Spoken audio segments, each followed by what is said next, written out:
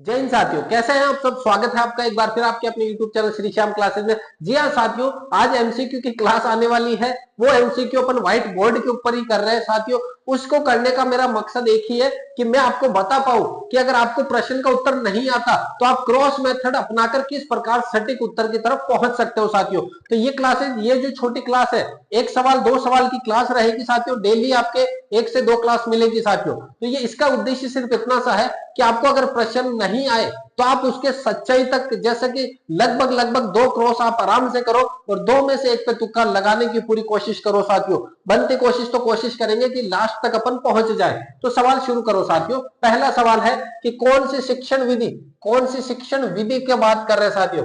कौन सी शिक्षण विधि के अंतर्गत शिक्षक द्वारा, किसके द्वारा, शिक्षक द्वारा कक्षा कक्ष में अधिगम सामग्री प्रदान की जाती है। कौन सी सामग्री साथियों, अधिगम की सामग्री प्रदान की जा रही है। कौन सी शिक्षण विधि में टीचर के द्वारा अधिगम सामग्री प्रदान कर रहा है और निर्देशित किया जाता है, यानी कि उनको बताया जाता है।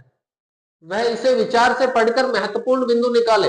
वह इसे विचार से पढ़कर क्या करे साथियों, महत्वपूर्ण बिंदु निकाले।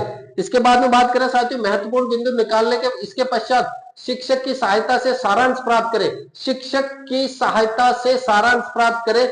इसके बाद में पूछा कि कौन सी विधि के अंतर्गत आता है साथियों। तो सबसे पहले प्रायोजना विधि।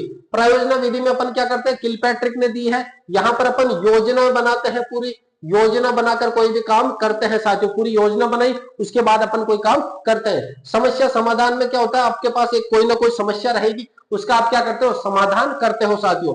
पर्यवेक्षक विधि, अध्ययन विधि के अंदर क्या होता है, टीचर जो होता है वो जांच करता है कि आपने जो कार्य किया वो सही है या नहीं है। अन्वेषण विधि के अंदर आप खोज करते हो। नील आर्मस्ट्रांग, क्या आपके अन्वेषण खोज कौन करेगा, जिसके आर्मस्ट्रांग होंगे वही तो खोज करेगा। तो साथियों इसमें कहा गया है कि टीचर एक अधिगम सामग्री दे देगा आपको और निर्देशित करेगा कि इसे पढ़ करके आप विचार प्रस्तुत करें। इसके बाद टीचर की सहायता से सारांश प्राप्त करें। टीचर की सहायता से सारांश प्राप्त करना है आपको। प्रयोजना विधि में नहीं हो सकता। समस्या समाधान विधि में आप नहीं कर सकते ऐसा, क्योंकि समस्या समाधान में आपके पास समस्या दी, आपने उसका समाधान कर दिया, टीचर को सारांश नहीं बताया आपने। अन्वेषण विधि में आपने खुद ने खोज करी तो ऐसा नहीं होगा। पर्यवेक्षक विधि के अंदर ऐसा होता है कि टीचर उसका सारांश निकालता है। टीचर जो पूरा मूल्यांकन की तरह उसका क्या करेगा, सारांश निकालेगा साथियों। अब है अगला सवाल, एक परीक्षक जिस गुण मापन के लिए वह बना है।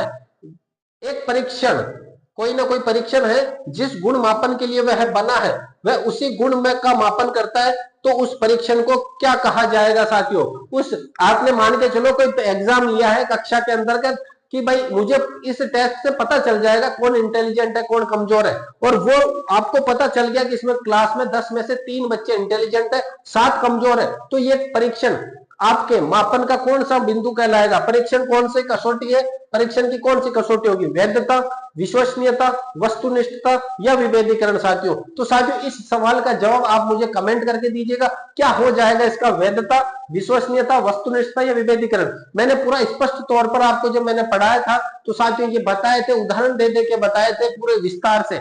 तो अब आशा करूंगा कि उस विस्तार से पढ़ाए हुए का आप यहाँ पे कमेंट में जवाब दो।